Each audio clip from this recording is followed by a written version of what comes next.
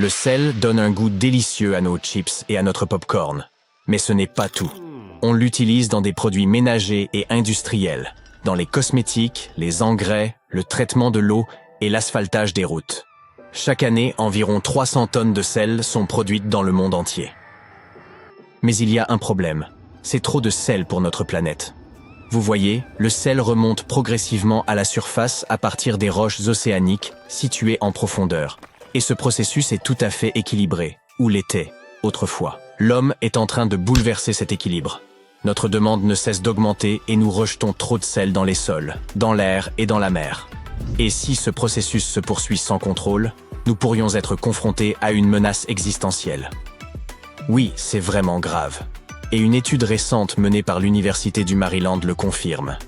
Il y a un phénomène connu sous le nom de « cycle naturel du sel ». Il existe depuis des milliers d'années. Le sel remonte naturellement par le biais du soulèvement géologique et de l'altération des roches. Par la suite, les roches se désagrègent et libèrent des ions de sel dans le sol. Certains de ces ions sont absorbés par les plantes et les organismes. D'autres sont emportés par les rivières qui les transportent vers les océans. Le sel pénètre également dans l'atmosphère par le biais de la poussière salée dans les régions sèches et des embruns dans les régions côtières. Le sel est essentiel pour l'homme, les animaux et les plantes, car notre organisme s'en nourrit. Pour faire bref, nous sommes un peu comme des systèmes électriques contrôlés par le sel. Le sol a besoin de sel pour rester compact. Les plantes en ont également besoin en petite quantité. Il permet à leur métabolisme de fonctionner correctement pour synthétiser la chlorophylle en quantité suffisante. Cependant, un excès de sel n'est pas une bonne chose.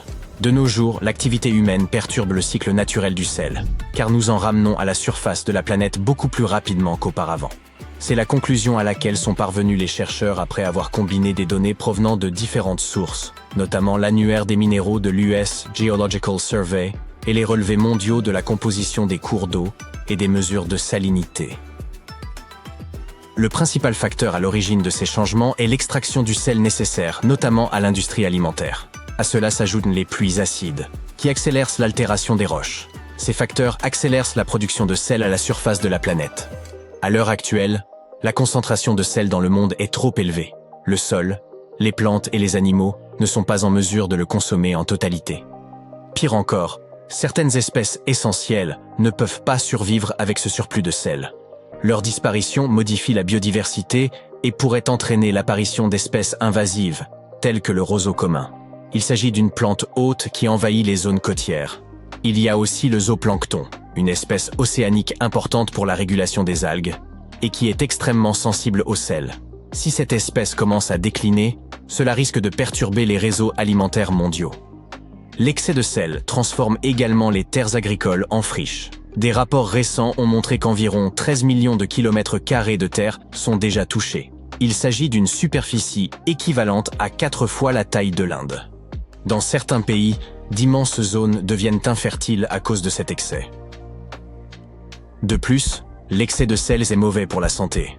En effet, tout ce sel supplémentaire s'infiltre dans les eaux souterraines, les rendant trop salées pour la consommation humaine. Cette situation est particulièrement préjudiciable aux personnes qui doivent suivre un régime alimentaire pauvre en sodium. Et je ne parle pas seulement du sel de table ou du chlorure de sodium. Non.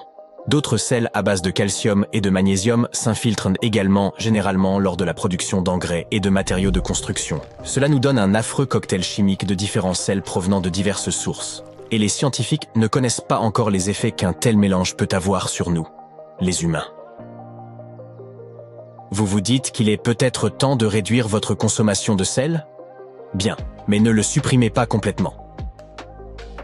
Dans les années 30, le docteur Robert McCance, du département de médecine expérimentale de l'université de Cambridge, a demandé à 4 volontaires de se passer complètement de sel pendant 10 jours. Ils ont d'abord dû transpirer pour évacuer le sel qui restait dans leur corps. Ensuite, le scientifique a littéralement dessalé tout ce qu'ils étaient autorisés à manger et à boire. Peu après, les participants ont commencé à éprouver des sensations étranges.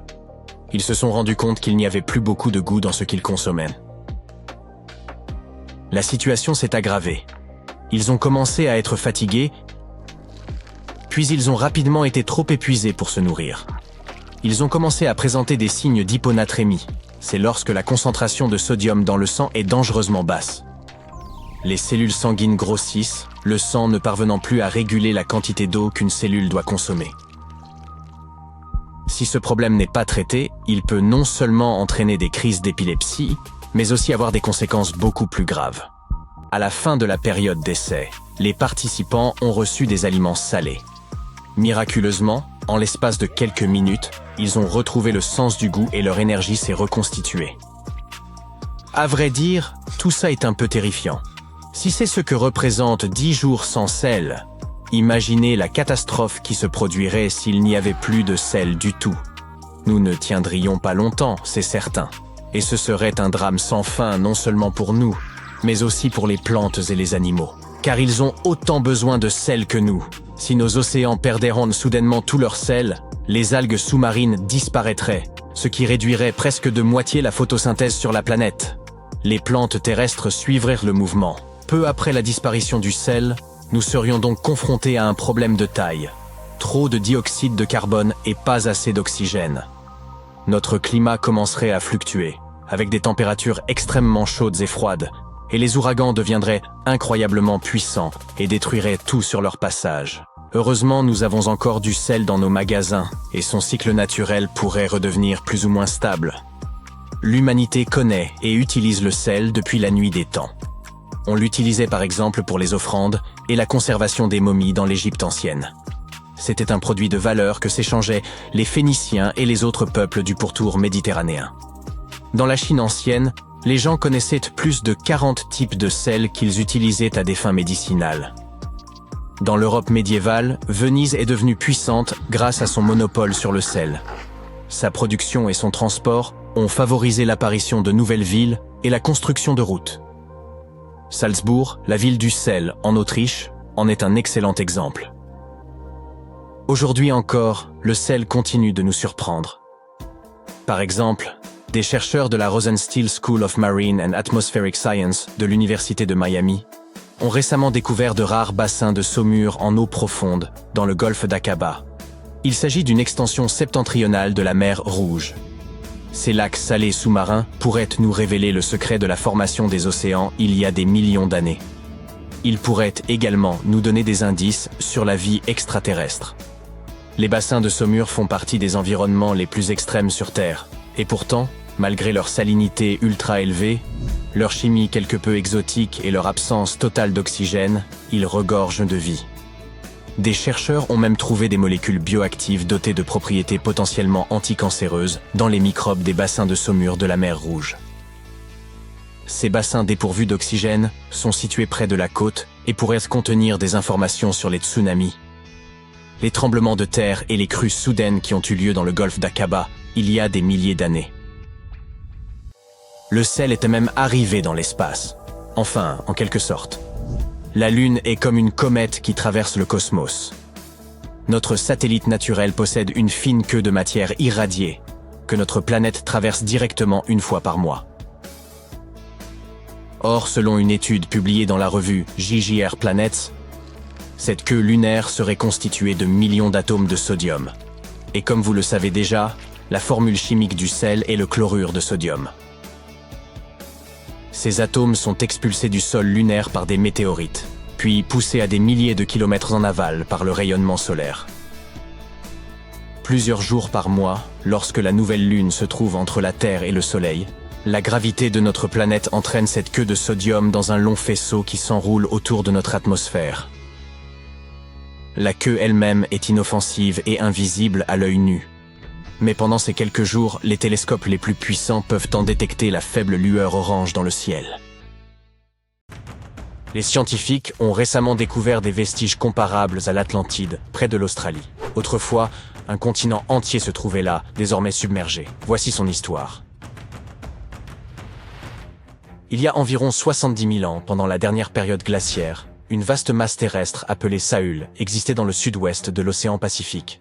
Cet ancien supercontinent connectait ce que nous connaissons aujourd'hui sous les noms d'Australie, de Nouvelle-Guinée, de Tasmanie et des îles Aru, formant une immense étendue de terre continue.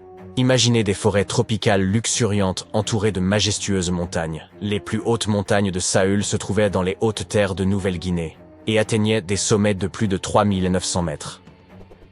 Ce lieu exceptionnel abritait une diversité d'animaux uniques, principalement des marsupiaux. Mais il n'y avait pas que des koalas et des kangourous. Saül hébergeait divers types de brouteurs, fouisseurs, charognards et prédateurs. On y trouvait le gigantesque diprotodon, le redoutable chasseur qu'était le thylacoleo, et le terrifiant Mégalania, une créature bien plus grande que la plupart des lézards vivants aujourd'hui. Ce territoire était tout à fait singulier, car, tandis que le reste du monde était peuplé d'animaux placentaires comme les loups, les éléphants et les humains, Saül ne comptait parmi ces mammifères classiques que des chauves-souris et des rongeurs. Toutefois, ces différentes régions présentaient des écosystèmes variés. Les régions de Timor, d'Arafura et de Carpentaria étaient hautes et couvertes de savanes et de forêts sèches, rappelant un peu l'Australie moderne avec ses déserts arides, ses broussailles, ses steppes et ses forêts tempérées le long de la côte est. À cette époque, les humains migraient à travers le globe. Ils ont entrepris un voyage extraordinaire depuis l'Asie du Sud-Est jusqu'à Saül, et y sont parvenus pour la première fois il y a 60 à 45 000 ans. Ils voyageaient principalement à pied et traversèrent la mer à l'aide de radeaux en bambou et de bateaux rudimentaires. Ils provenaient de l'ancien plateau continental de Sunda, qui englobait des parties de l'Asie du Sud-Est. En traversant une série d'îles connues sous le nom de Wallacea, ils se sont finalement répandus à travers le Saül. Et ce n'était pas un petit périple. Le Saül était immense, s'étendant sur environ 10,6 millions de kilomètres carrés, soit une superficie plus grande que celle des États-Unis ou du Canada. Il s'étirait de l'équateur jusqu'à la partie sud de la Nouvelle-Zélande. Ainsi, en arrivant dans ce qui est aujourd'hui l'Australie, ces voyageurs devinrent les premiers habitants de cette terre. Les scientifiques estiment que le Saül comptait alors environ 500 000 habitants. Nous avons aussi découvert des peintures rupestres datant d'environ 40 000 ans, qui représentaient des scènes de chasse au buffle nain ou à Noah face à des figures humaines et animales. Les chercheurs s'efforcent de comprendre comment ces premiers colons se déplaçaient à travers le Saül et où trouver des traces archéologiques de leur voyage. Pour ce faire, ils ont créé un modèle informatique de l'évolution du paysage. Cette simulation a montré les transformations du Saül entre 75 et 35 000 ans, révélant des routes migratoires potentielles et des sites archéologiques. Les hommes se déplaçaient probablement le long des côtes et des rivières. Mais comment le Saül a-t-il été submergé, à l'image de la mythique Atlantide? Durant la dernière période glaciaire, une grande partie de l'eau terrestre était emprisonnée dans d'immenses calottes glaciaires, faisant ainsi baisser le niveau de la mer. Par la suite, avec l'augmentation des températures mondiales, ces calottes ont fondu et le niveau de la mer a monté d'autant, submergeant les ponts terrestres qui reliaient les différentes parties du Saül. Il y a environ 8000 ans, la Nouvelle-Guinée s'est séparée de l'Australie continentale. Puis, il y a environ 6000 ans, ce fut au tour de la Tasmanie. Mais grâce aux nouvelles technologies, nous pouvons encore explorer les parties submergées du Saül. Les plongeurs explorent et collectent des échantillons directement depuis le fond de l'océan, et les drones sous-marins peuvent atteindre des zones trop profondes ou dangereuses pour les humains. Grâce à la cartographie par sonar, les scientifiques utilisent les ondes sonores pour dresser des cartes du fond marin, un peu comme utiliser un écho permettant de voir sous l'eau. Les ondes rebondissent sur le fond marin et reviennent à l'envoyeur, aidant ainsi à composer une image des environs. Dans les profondeurs sous-marines, les archéologues ont trouvé des outils en pierre et d'autres artefacts. Ils ont également découvert des fossiles d'animaux tels que le diprotodon et le thylacoleo. En étudiant le terrain submergé de Saül, ils ont mis en évidence l'existence de rivières, de lacs et de côtes datant de la période glaciaire. Mais pour autant, Saül n'est pas le seul continent submergé au monde. Ce n'est même pas le seul trésor caché de l'Asie du Sud-Est.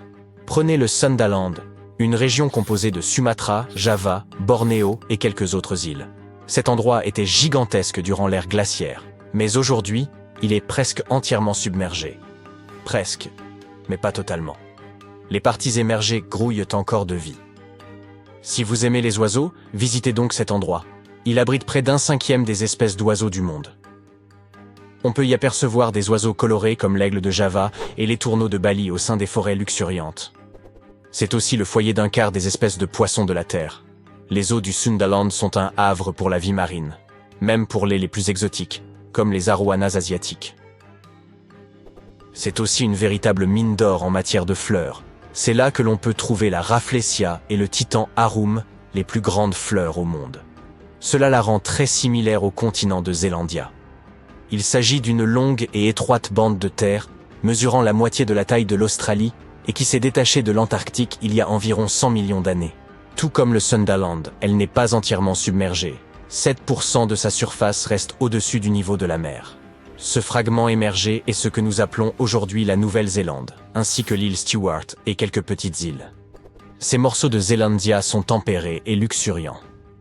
Ils regorgent de volcans, de chaînes de montagnes, de magnifiques geysers naturels et de sources chaudes. Les Maoris utilisent ces dernières pour cuisiner.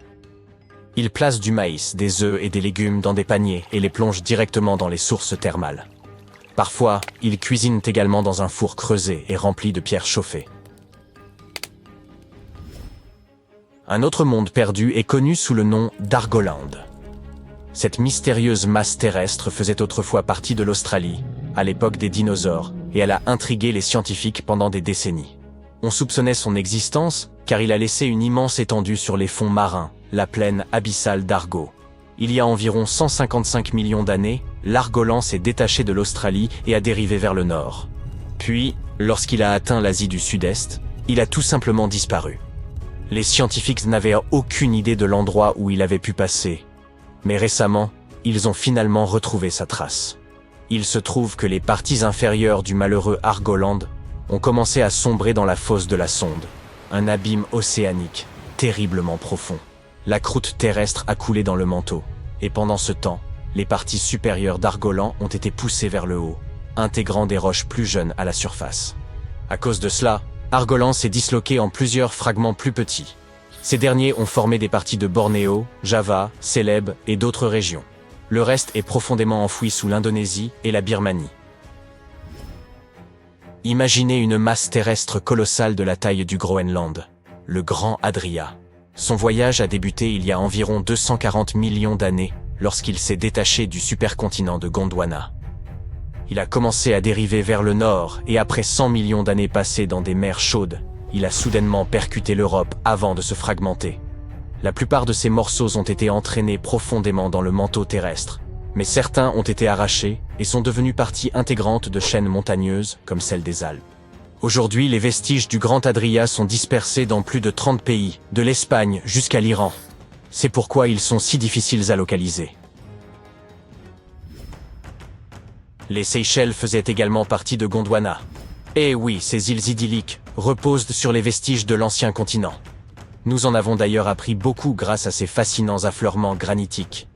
C'est Alfred Wegener qui a suggéré la dérive des continents il y a près d'un siècle, mais personne ne le croyait à l'époque. Et ces affleurements l'ont aidé à prouver que les plaques tectoniques se déplaçaient réellement. Les Seychelles se sont séparées de l'Inde et de Madagascar, et sont finalement devenus un archipel solitaire dans l'océan Indien. Cela s'est probablement produit à cause de l'activité volcanique intense des trappes du Deccan. Aujourd'hui, les îles abritent des espèces uniques, tant sur Terre que dans les récifs coralliens environnants. Le microcontinent de Mauritia s'est détaché de l'Inde après l'extinction des dinosaures. Au cours de son voyage, il s'est étiré pour prendre une forme de ruban, avant de se fragmenter. Aujourd'hui, ces fragments sont éparpillés sous l'océan Indien. Les scientifiques ont découvert cette terre perdue en étudiant de minuscules cristaux anciens appelés zircons. Ces zircons sont pareils à des capsules temporelles. Ils remontent à une période antédiluvienne, pouvant aller de 660 millions à 2 milliards d'années, bien plus anciens que l'île Maurice elle-même. Ces cristaux anciens ont suggéré l'existence d'une autre Atlantide quelque part à proximité. Il semble qu'il y ait des continents engloutis un peu partout dans le monde. Et peut-être en découvrirons-nous encore beaucoup d'autres à l'avenir. La NASA se lance dans la quête des sphères de Dyson. En effet, il a été constaté que 60 étoiles présentèrent des motifs lumineux inhabituels, ce qui pourrait indiquer la présence potentielle d'une technologie extraterrestre à proximité. Une équipe de chercheurs a mis au point une nouvelle méthode pour détecter les civilisations avancées en recherchant des sphères de Dyson. Toutes les formes de vie, qu'il s'agisse de simples microbes ou de l'humanité, ont besoin d'énergie pour subsister. À mesure que les espèces évoluent, leurs besoins énergétiques augmentent. Nous avons d'abord utilisé le feu, puis le charbon et le pétrole, avant de passer aux panneaux solaires. Imaginez à présent une civilisation extrêmement avancée. ayant épuisé toutes les sources d'énergie disponibles sur sa planète. Quelle pourrait être la solution suivante? Leur étoile hôte, qui constitue une source d'énergie presque infinie. C'est ici qu'intervient le concept des sphères de Dyson, proposé par le physicien Freeman Dyson dans les années 60. Ce concept envisage la construction, en théorie, d'une structure gigantesque autour d'une étoile afin de capter son énergie, à l'image d'un immense panneau solaire. Une telle technologie pourrait permettre à des civilisations avancées de subvenir aux besoins énergétiques de leur planète, et même d'alimenter des voyages interstellaires. À l'heure actuelle, un tel projet demeure hors de portée pour l'humanité. Toutefois, il est envisageable qu'une autre civilisation dans l'univers ait déjà réussi à le concrétiser. Les scientifiques ont collecté une quantité considérable de données issues des relevés d'étoiles, analysant plus de 5 millions d'objets pour identifier quelques candidates potentielles. Mais il va de soi que les civilisations extraterrestres pourraient utiliser des technologies radicalement différentes. Ainsi, au lieu de chercher d'immenses structures autour des étoiles, les astronomes se concentrent sur la recherche de technosignatures.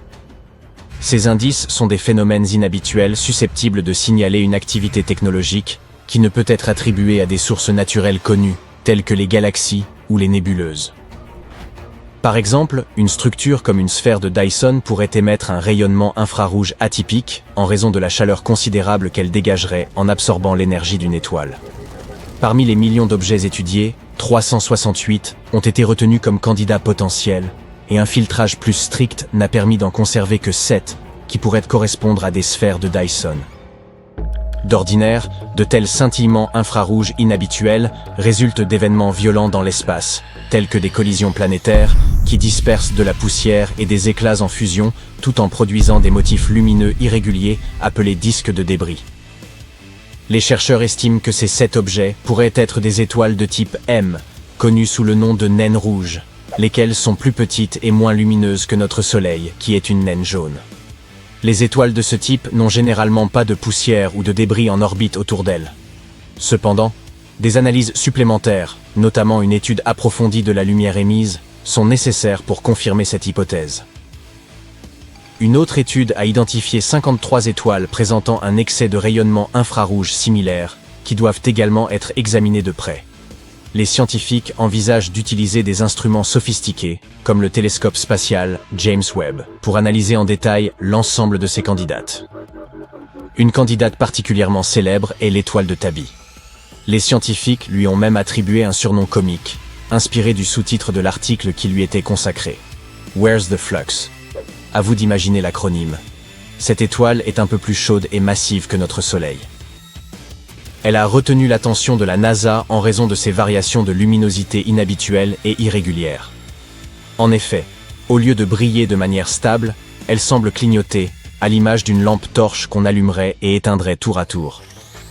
Au premier abord, on pourrait penser que cela est dû au passage d'une grande planète ou d'une comète devant l'étoile. Cependant, les baisses de luminosité atteignent jusqu'à 22%. Aucune planète ne serait capable de masquer un quart de la lumière d'une étoile, d'où la nature intrigante du phénomène. Une autre hypothèse avance l'idée d'une sphère de Dyson, ou d'une mégastructure similaire. Certains ont également suggéré que ces variations pourraient être dues aux fragments d'une exolune désintégrée en orbite autour de l'étoile. Bien que d'autres astres présentent des phénomènes comparables, aucune preuve tangible ne permet de confirmer ces théories. Pour l'instant, les scientifiques demeurent dans l'incertitude. Les astronomes sont donc en quête de toute structure gigantesque susceptible d'exister. Les formes que pourrait prendre une sphère de Dyson sont multiples. Anneaux, bulles, essaims de satellites, coquilles gigantesques et bien d'autres encore. Une coquille de Dyson, par exemple, consisterait en une enveloppe rigide entourant totalement l'étoile. Cette option représente la solution la plus extrême et aussi la plus complexe à réaliser. Si une civilisation avancée avait effectivement construit une telle structure, celle-ci bloquerait complètement la lumière de l'étoile, la rendant invisible à nos yeux. La surface intérieure de cette coquille pourrait être aménagée en habitat, et la gravité pourrait être simulée en faisant tourner l'ensemble de la structure autour de l'étoile. Un essaim de Dyson, en revanche, serait l'option la plus accessible. Un réseau de satellites et d'habitats collectant l'énergie en orbite autour de l'étoile. Cet environnement pourrait s'avérer des plus agréables, les habitants vivant dans un ensemble de stations spatiales ou de petites maisons dispersées au sein de l'essaim. Chaque habitat aurait son propre système de subsistance, avec l'air, la gravité artificielle et les infrastructures nécessaires. Il serait également possible d'y faire pousser des cultures. Et la vue serait spectaculaire. Un ciel toujours lumineux, constellé d'autres habitats visibles à travers l'immensité.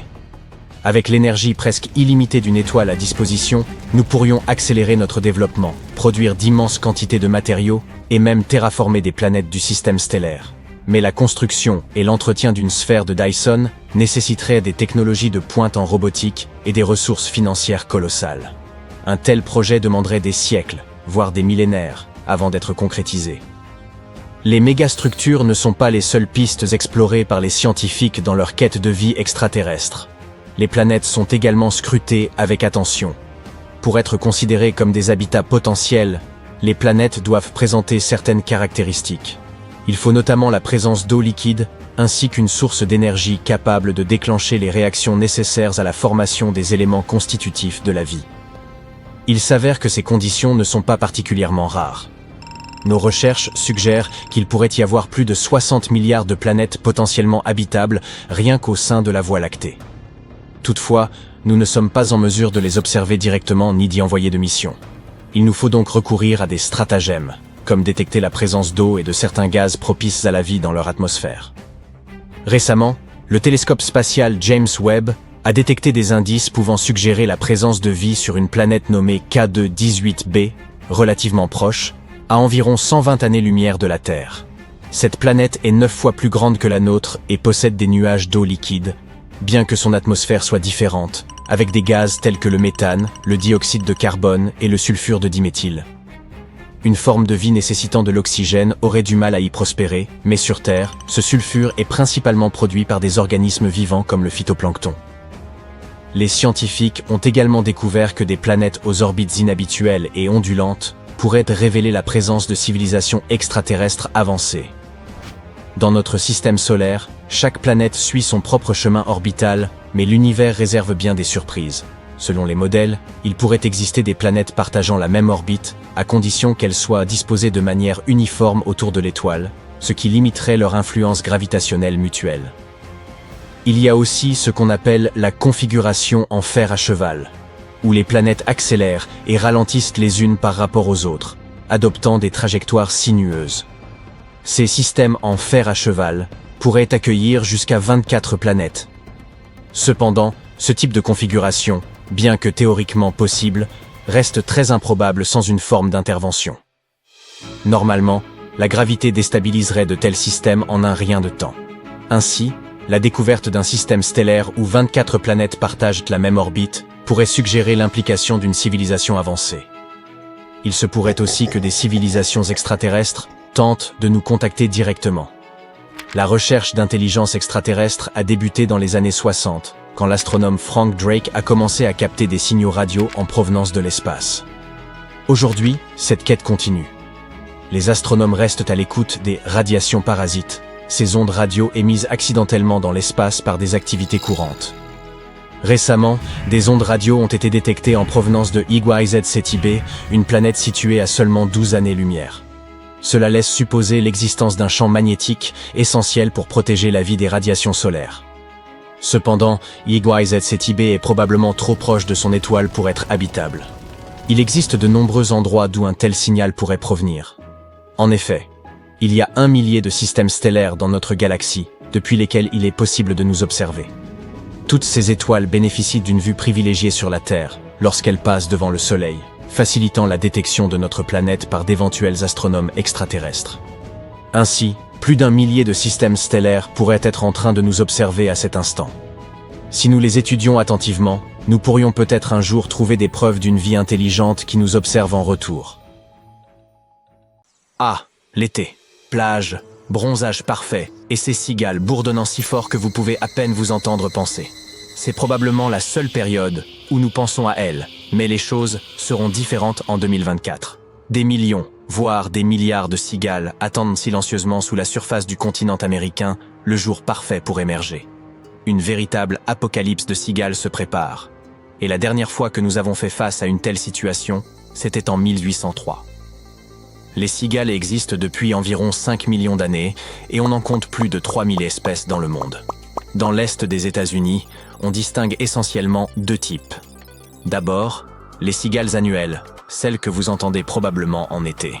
Bien que leur appellation laisse entendre qu'elles auraient un cycle de vie annuel, ce n'est pas toujours le cas. Les nymphes, nom donné à leurs larves, peuvent en passer jusqu'à 5 ans sous terre avant d'émerger. Le second type est celui des cigales périodiques, des espèces distinctes qui émergent tous les 13 ou 17 ans. Elles ont en fait le cycle de vie le plus long de tous les insectes au monde. En 2024, un événement synchronisé, baptisé l'Apocalypse des cigales, se produira. Cette fois, ce sont deux générations distinctes de cigales périodiques qui vont synchroniser leur cycle de vie. Ainsi, la génération 13, qui émerge tous les 17 ans, et la génération 19, qui émerge tous les 13 ans, apparaîtront simultanément. Cette situation est si rare qu'elle ne se reproduira pas avant 221 ans. Des milliards de ces insectes vont émerger à travers le Midwest et le sud-est des États-Unis. Tout cela pourrait débuter fin avril et durer environ 6 semaines. On s'attend à ce qu'un type de cigale émerge principalement en Illinois, tandis que l'autre type pourrait couvrir une zone beaucoup plus vaste, comprenant le Missouri, la Louisiane, la Caroline du Nord et encore l'Illinois. Et oui, il s'avère que ces deux couvées partagent certaines zones géographiques. Donc, si vous vivez près de Chicago, vous serez doublement impacté. Il en va de même pour l'Indiana. Vous vous demandez peut-être, que font les cigales pendant ces 17 ans, mis à part, voyons, planifier leur invasion peut-être? Eh bien, elles vivent sous terre sans la moindre lumière du soleil, mais elles ne dorment pas pour autant. Elles restent conscientes et actives sous forme de nymphes, creusant des tunnels et se nourrissant de la sève des racines des arbres. Lorsqu'elles atteignent l'âge de 17 ans, les cigales vérifient si la température leur convient pour émerger, et elles sont très pointilleuses à ce sujet. Elles ne sortent que lorsque le sol, à environ 20 cm de profondeur, atteint 18 degrés Celsius. C'est pourquoi les cigales de différentes régions des États-Unis apparaissent à des moments différents. Le sol en Virginie pourrait atteindre cette température idéale avant celui de l'Illinois, par exemple. Mais une chose est sûre, une fois la température adéquate atteinte, toutes les cigales de cette zone spécifique le ressentent et elles émergent à l'unisson. Elles commencent par creuser hors du sol et essaient de grimper aussi vite que possible vers une structure verticale proche, comme un arbre. Une fois à destination, elles perdent leur exosquelette et déploient leurs ailes en tant qu'adultes. Ce voyage n'a qu'un seul objectif, la reproduction. Pour cela, elles s'engagent dans une recherche bruyante de partenaires. L'apocalypse des cigales ressemblera à peu près à cela. Je sais, c'est un peu déprimant, n'est-ce pas? Cependant, il n'y a rien à craindre car les cigales ne sont pas du tout dangereuses. Elles ne mordent pas et ne piquent pas. Et elles ne sont même pas nuisibles pour les plantes de votre jardin. Elles sont juste très bruyantes. Ainsi, voir des milliards d'entre elles émerger du sous-sol signifie que leur cacophonie rendra les gens fous, car elle durera de 3 à 4 semaines. Ce qui rend les cigales si bruyantes, c'est qu'elles disposent d'un instrument de musique intégré dans leur corps. Sur un côté de leur abdomen, elles possèdent une structure exosquelettique rainurée appelée timbale. Lorsqu'il est temps de faire du bruit, elles contractent et relâchent leurs muscles autour des dites timbales. La fréquence de ces contractions est incroyablement rapide, jusqu'à 480 par seconde.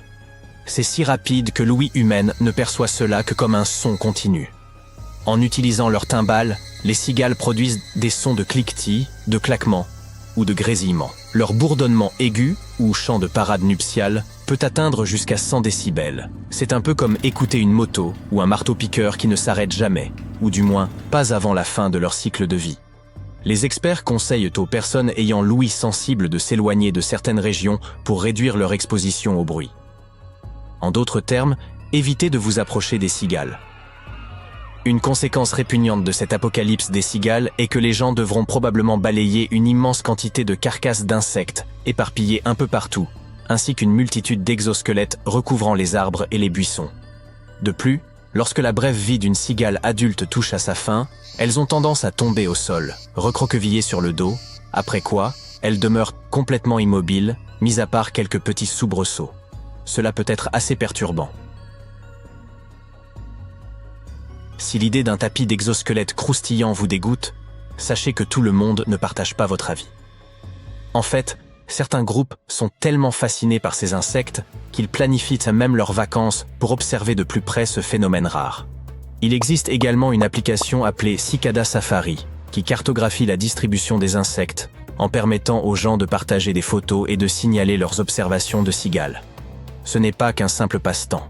Cette application aide les scientifiques à comprendre comment les cigales s'adaptent pendant ces cycles et quelles seront leurs prochaines réactions.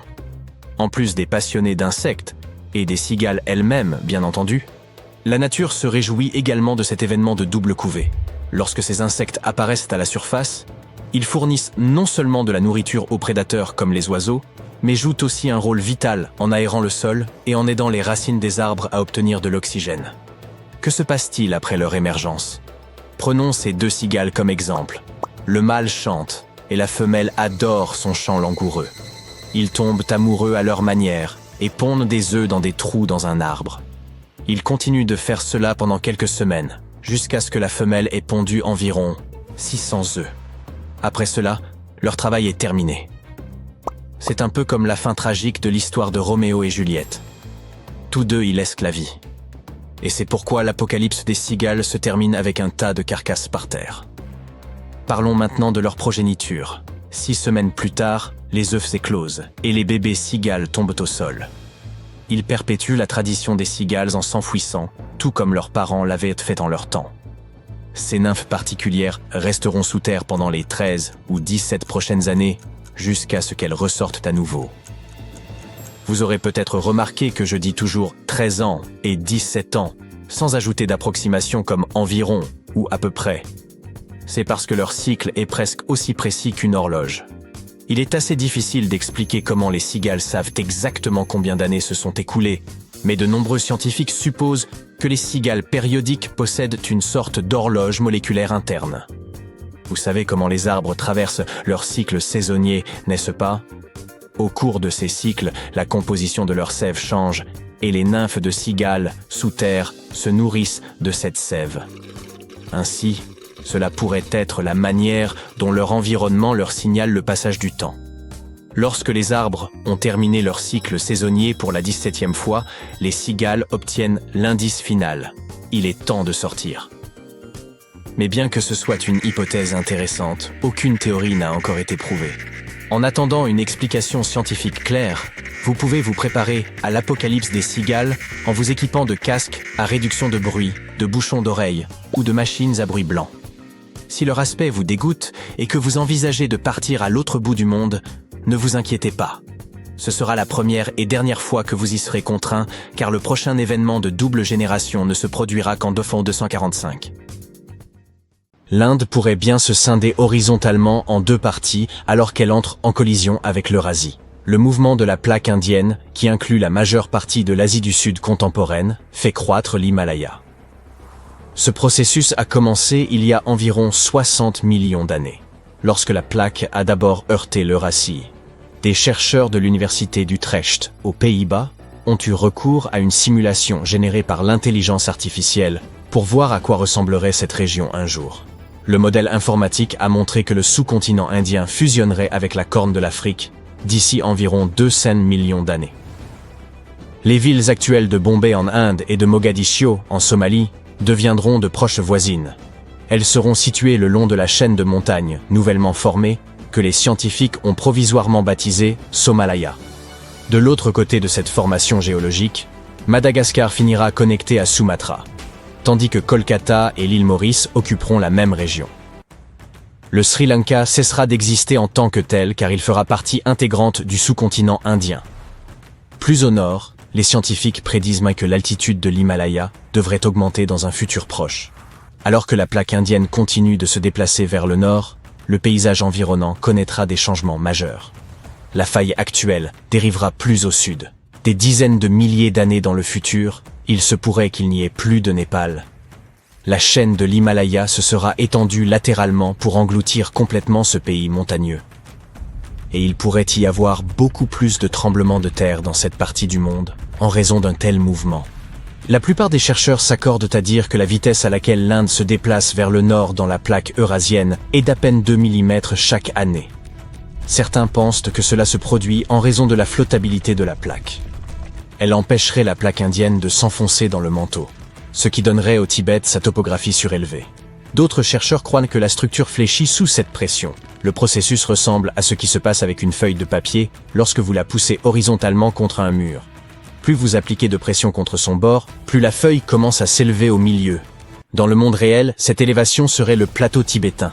Une théorie récente nous livre une troisième explication de ce processus. Cette thèse doit encore faire l'objet d'un examen par les pairs, mais ses conclusions semblent intrigantes. L'équipe internationale de chercheurs a introduit un nouveau concept. La délamination de la plaque indienne. Ce terme signifie simplement la séparation des couches dans un matériau qui est censé être solidaire. Pensez à un sandwich qui aurait des tranches de fromage et de jambon entre deux tranches de pain. Retirez l'une de ces couches du sandwich et vous obtenez une délamination. En termes géologiques, ce processus implique que la partie supérieure de la plaque se sépare et se déplace vers le haut. Dans le cas de la plaque indienne, il s'agit de la section qui supporte l'élévation du Tibet. La section inférieure est plus dense, ce qui la fait couler dans le manteau. La tectonique des plaques est, de cette manière, similaire à un gâteau à plusieurs couches. Les pâtissiers placent la couche spongieuse et plus dense en bas pour que le dessus, plus lourd, ne l'écrase pas. Les scientifiques ont élaboré cette théorie en analysant l'hélium présent dans les échantillons d'eau des sources chaudes de la région. L'hélium 3 est un isotope rare qui indique que le manteau est proche de la surface de la Terre. Les chercheurs ont mesuré les rapports isotopiques de l'hélium dans 200 sources tibétaines. Le schéma qu'ils ont observé montre à quelle proximité le manteau se trouve de la surface nord du Tibet. Plus au sud, ils ont retrouvé beaucoup d'hélium 4, un autre isotope, ce qui signifie que la plaque est intacte. Il forme une barrière que l'hélium 3 ne peut pas pénétrer, sauf dans une région proche du Bhoutan, dans la partie orientale de l'Himalaya. L'activité sismique de la région est une preuve tangible que la délamination, cette théorie du sandwich, s'appliquerait bien ici. Et cela nous montre que le manteau s'infiltre du côté est du plateau. Ce concept remet en question les idées anciennement établies sur le comportement des plaques tectoniques.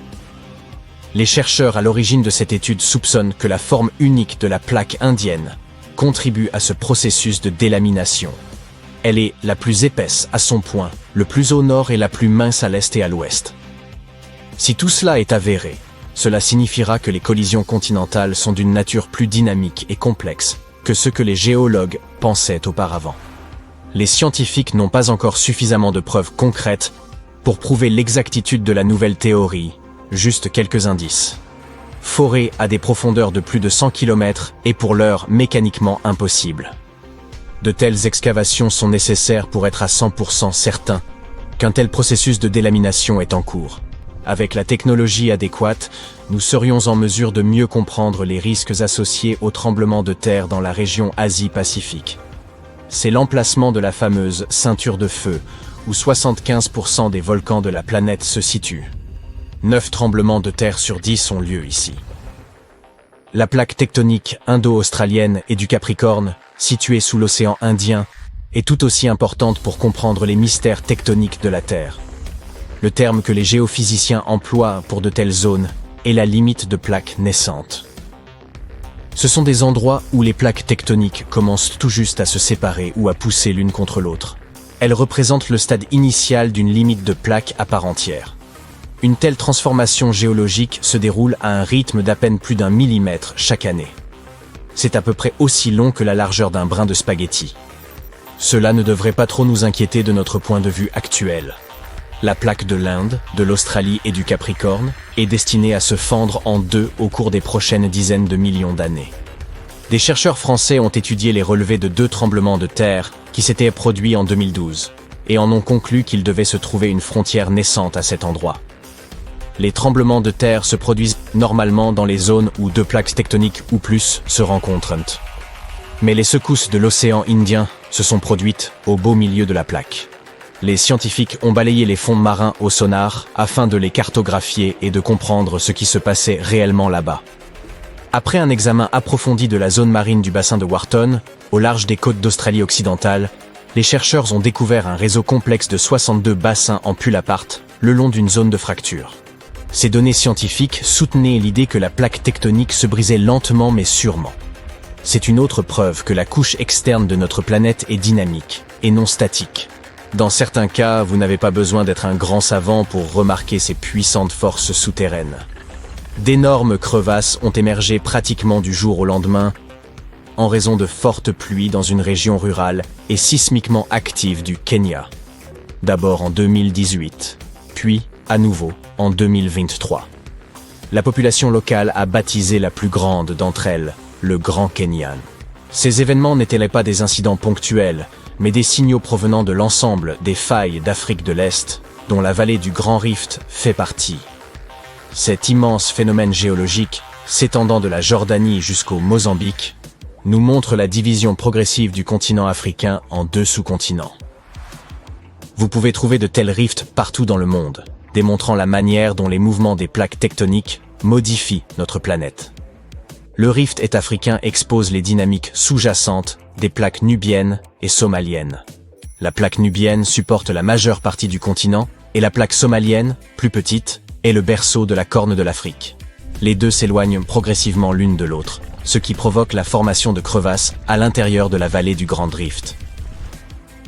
Ce processus de rift continental, se déroulant à un rythme légèrement plus rapide que celui de l'Inde, conduira finalement à la scission de l'Afrique en deux continents. Tout le processus, qui devrait se produire au cours des 10 à 50 prochains millions d'années, marque un événement géologique significatif qui nous rappelle les transformations historiques de la Terre. La dernière fois que la géographie de notre planète a changé si drastiquement, c'était pendant la période jurassique. La carte du monde de cette époque est reconnaissable, mais les masses terrestres étaient positionnées de manière bien du point de vue moderne. Au nord, l'Eurasie était encore vaguement connectée à l'Amérique du Nord, formant un ensemble appelé l'Eurasie. Cette masse terrestre s'éloignait lentement du supercontinent de Gondwana plus au sud. Il était composé de ce que nous connaissons aujourd'hui comme l'Afrique, l'Amérique du Sud, l'Australie et l'Antarctique. À l'époque, la plaque indienne était plus proche de Madagascar que de l'Eurasie, comme c'est encore un peu le cas aujourd'hui. Il existe des communautés entières de petits organismes inhabituels qui vivent dans les lagons en Patagonie. Et ils sont parmi les premières formes de vie jamais existantes. Personne ne les connaissait jusqu'à ce que deux scientifiques, Brian et Maria, aillent explorer certaines zones en Patagonie. La Patagonie occupe près de la moitié de l'Argentine, et peu de gens y vivent. Seulement quelques agriculteurs et éleveurs de moutons qui restent principalement près des rivières et cultivent des choses comme des pommes, des poires et de la luzerne. Il y a longtemps, c'était un endroit sauvage et lointain où vivaient des tribus indiennes. Par exemple les Tehuelche. Mais cette fois, nous allons suivre les traces de formes de vie qui sont apparues bien avant les humains et regarder de plus près ces micro-organismes intéressants que Brian et Maria ont trouvés. Ces deux-là ont dû conduire pendant 9 heures sur des routes difficiles pour atteindre leur destination. Ils ont séjourné dans un petit village. Seulement 35 personnes y vivent. 6 Jane dépendent d'une seule source car il ne pleut presque jamais là-bas. Lors de la dernière nuit dans le village, Brian a réalisé que les images satellites qu'il avait prises montraient un ensemble de lagunes, qui n'étaient qu'à 16 km de distance. Le lendemain, la petite équipe a sauté dans une voiture et a remonté la route aussi loin qu'ils le pouvaient, jusqu'à ce que cela devienne trop difficile à conduire. Ils ont continué à randonner le reste du chemin. C'était difficile, car ils devaient porter de l'eau pour faire face au soleil intense. À certains endroits, ils ont fini par s'enfoncer jusqu'aux genoux dans une bouillie de sel. Là-haut, il y avait 12 lagons aux eaux parfaitement claires. Le lieu lui-même ne offrait pas grand-chose à part de l'eau très acide et salée et un soleil direct et intense. Mais c'était un peu comme un voyage dans le temps, car ces conditions ressemblaient à ce à quoi la Terre ressemblait il y a de nombreuses années. Lorsque Brian a examiné les lagunes, il a été surpris de voir de nombreux micro-organismes inhabituels là-bas. Nous les appelons, et ils sont si petits que nous ne pouvons même pas les voir sans un microscope. Mais ils se rassemblent et forment de grandes communautés. Dans le passé, de nombreuses espèces inhabituelles vivèrent de cette façon, par exemple les cyanobactéries. Elles étaient importantes à leur époque parce qu'elles produisaient de l'oxygène. La Terre, à ses débuts, n'avait pas beaucoup de ce gaz dans son atmosphère. Les premières stromatolites pourraient avoir été formées par différents types de bactéries qui ne produisirent pas nécessairement d'oxygène, mais vivèrent simplement leur vie paisible là-bas. Elles formèrent des couches, s'empilant les unes sur les autres, afin qu'au moins certaines d'entre elles puissent recevoir un peu de lumière solaire. Elles utilisaient du sable et des liquides collants pour rester proches les unes des autres. Brian était également incroyablement surpris car c'était l'un des plus grands stromatolites vivants qu'il ait jamais vus. Les stromatolites vivants poussent généralement jusqu'à plus de 1 mètre de haut. Mais ceux qui venaient d'être découverts étaient de 5 mètres de large et quelques pieds de haut, ce qui est gigantesque comparé à ceux vivant dans d'autres endroits. Et les fossiles étaient encore plus grands. Il y a longtemps, ils pouvaient devenir plus grands qu'aujourd'hui parce qu'il n'y avait pas beaucoup d'autres espèces qui pouvaient les manger ou leur nuire. De plus, il y a beaucoup d'autres organismes aujourd'hui qui peuvent se développer plus rapidement et de manière plus massive qu'eux et prendre leur place. C'est pourquoi les stromatolites ne peuvent survivre que dans de rares endroits où presque rien d'autre ne peut vivre, comme dans ces lagunes très salées situées en haute altitude, plus de 3650 mètres, dans la puna de Atacama. Les stromatolites trouvés là-bas sont les plus célèbres, car ils pourraient être parmi les meilleurs exemples des premières formes de vie sur notre planète. Cependant, ils ne sont pas réellement la première forme de vie sur Terre. Les plus anciens de leurs fossiles ont 3,5 milliards d'années, alors que d'autres preuves que nous avons nous disent que la vie sur notre planète est apparue il y a environ 4,1 milliards d'années. Peut-être que certains stromatolites vivaient aussi à cette époque. Mais la Terre a beaucoup changé depuis lors, et les endroits où ils auraient pu vivre n'ont pas survécu. Tout cela peut ne pas sembler grand-chose à première vue, car personne n'a encore trouvé une bête exotique et étrange que notre monde n'a jamais vue auparavant. Mais ce sont des exemples notables de ce à quoi pourrait ressembler la recherche de vie ailleurs dans l'univers. Les scientifiques qui s'intéressent à l'étude de Mars viennent souvent dans cet endroit car il pourrait ressembler à ce à quoi la planète rouge ressemblait il y a très longtemps. Si des fossiles étaient cachés dans d'anciennes roches sur Mars, ils pourraient ressembler à ces stromatolites. Un autre pays lointain a révélé certains de ses secrets. C'est l'Antarctique avec un ancien monde perdu trouvé sous sa glace. L'Antarctique n'a pas toujours été cette terre isolée et glaciale de neige et de glace. Autrefois, elle faisait partie du supercontinent Gondwana, avec ce qui est maintenant l'Amérique du Sud, l'Afrique, l'Australie, la péninsule arabique et le sous-continent indien. Mais à un certain moment, elle s'est séparée et a commencé à construire une vie à part. Elle s'est formée lorsque d'autres masses terrestres ont commencé à se déplacer, ce qui a formé sa côte. Mais l'Antarctique était également différent à bien d'autres égards à cette époque. C'était une terre recouverte de magnifiques forêts et de rivières pleines de vie. Les scientifiques ont utilisé des radars et des satellites pour explorer un monde mystérieux caché sous la glace là-bas. Cette ancienne terre, qui est proche de l'océan Indien, est aussi grande que l'État américain du Maryland ou la Belgique. Elle a plus de 14 millions d'années. Certaines études disent que cette zone s'est formée il y a plus de 34 millions d'années, bien avant que l'Antarctique ne tombe dans son grand gel. Au début, les températures y étaient plus élevées. Peut-être comme le temps en Patagonie ou les forêts pluviales tempérées froides de Tasmanie, Nouvelle-Zélande, ou peut-être même plus tropicales que cela. Mais alors que le climat devenait plus frais, de petits glaciers ont commencé à se former sur les collines près des rivières. Les vallées se sont enfoncées davantage à cause de toute cette glace qui les recouvrait. Et puis, les températures ont encore baissé, et une énorme couche de glace a recouvert tout le continent, cachant ces anciens glaciers. Des rivières ont façonné ce monde perdu il y a longtemps, bien avant qu'ils ne finissent par être recouverts de glace presque 3,2 km d'épaisseur à certains endroits. Des études scientifiques de cette région ont montré que ces paysages étaient remplis de hautes terres et de montagnes. La glace qui s'était formée sur l'Antarctique a rendu toute la région très froide, de sorte que le paysage ne pouvait plus s'éroder. Cela signifie que tout est resté essentiellement le même et intact sous la glace pendant des millions et des millions d'années. Ce qui est intéressant, c'est que nous en savons moins sur cette terre cachée sous la glace que sur la surface de Mars. Une façon de l'explorer davantage serait de forer ces calottes glaciaires pour vérifier les échantillons de sédiments en dessous. Il pourrait nous en dire plus sur la flore et la faune ancienne congelées en dessous. Ce n'est pas une nouvelle méthode. Une méthode similaire a été utilisée pour collecter des échantillons de 2 millions d'années au Groenland. L'Australie a aussi son monde secret. Des organismes anciens ont été trouvés cachés dans des roches provenant du nord du continent et datant d'environ 1,6 milliard d'années. Ces choses microscopiques font partie d'une famille appelée eucaryotes. Les membres de cette famille qui existent aujourd'hui comprennent les plantes, les champignons, les animaux et même ces minuscules organismes à une seule cellule. tels que les amibes. Tous les êtres vivants avec des noyaux dans leurs cellules, y compris nous, peuvent retracer leur arbre généalogique jusqu'à l'un des plus anciens membres de cette famille. Celui-ci est appelé le dernier ancêtre commun eucaryote, et il a vécu il y a plus d'1,2 milliard d'années. Ces organismes anciens étaient plus complexes et plus grands que les bactéries. Peut-être étaient-ils les premiers prédateurs sur Terre, chassant les bactéries. Écoutez ça, les pieuvres sont des visiteurs de l'espace. Voici comment cela se serait produit. Des œufs de pieuvres conservés dans la glace de corps spatiaux se seraient un jour écrasés sur la Terre. Ils auraient ensuite mélangé leurs informations génétiques à celles qui existaient déjà sur notre planète. Et voilà, les pieuvres étaient nées. Il est peut-être exagéré de prétendre que les pieuvres, très intelligentes, sont des êtres extraterrestres. Mais l'idée est basée sur une théorie qui existe depuis la Grèce antique, connue sous le nom de panspermie.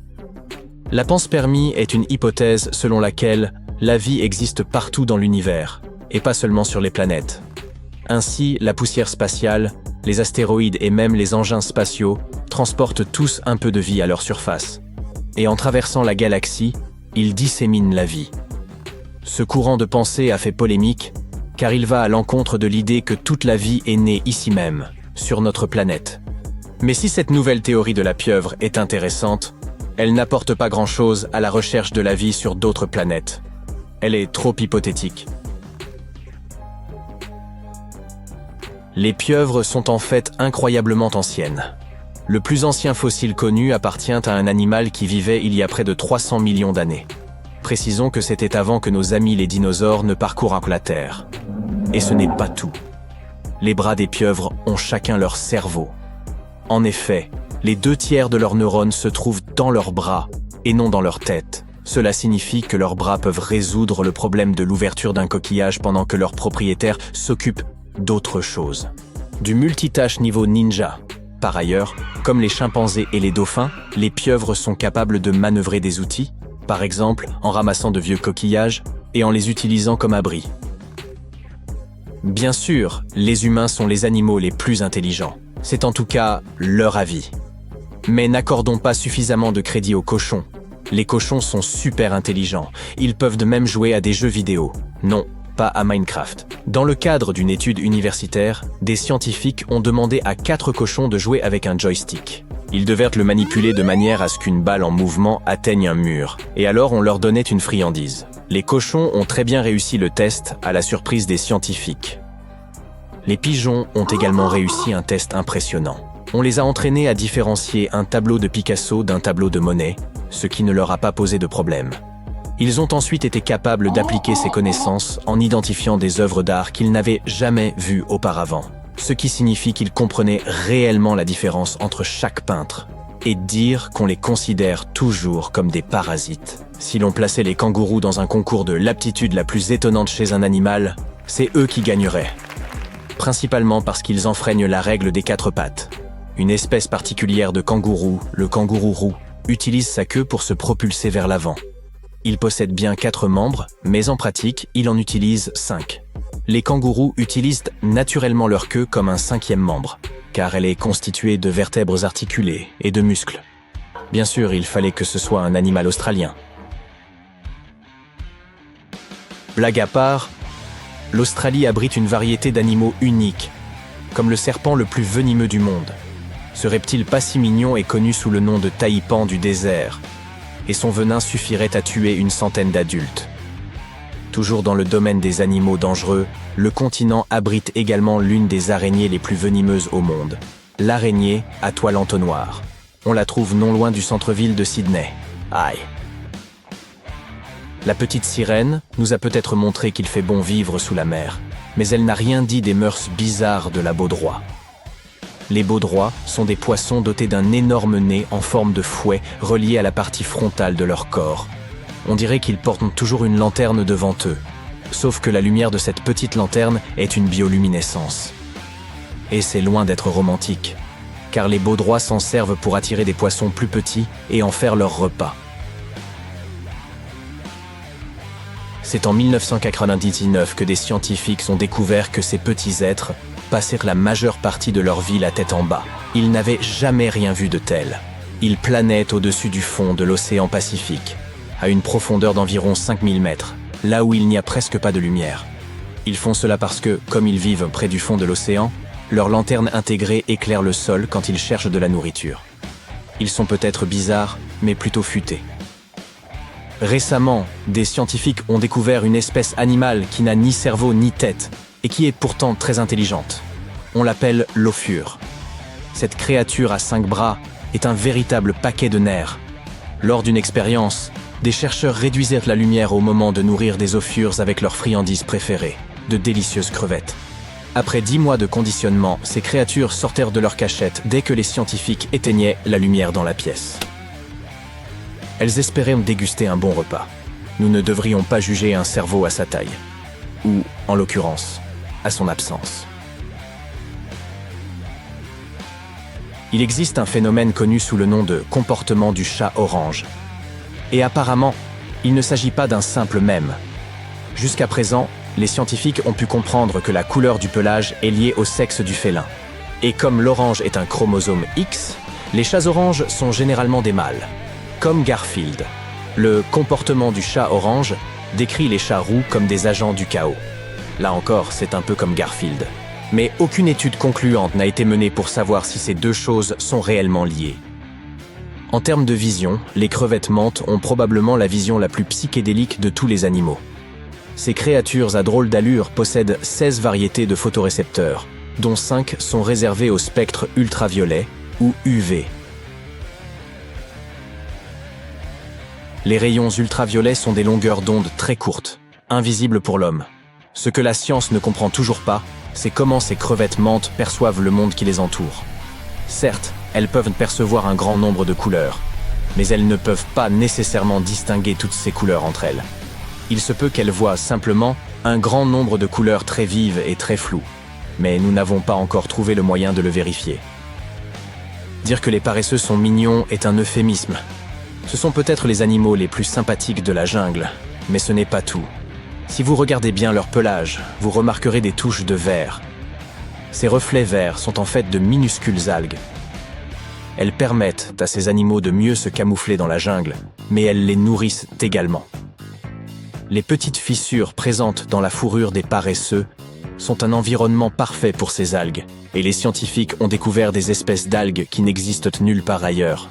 Voilà quelque chose à quoi personne ne s'attendait. Au cœur du désert du Sahara, vous trouverez une petite créature connue sous le nom de fennec. Cet animal aux grandes oreilles s'est parfaitement adapté pour survivre dans son environnement hostile.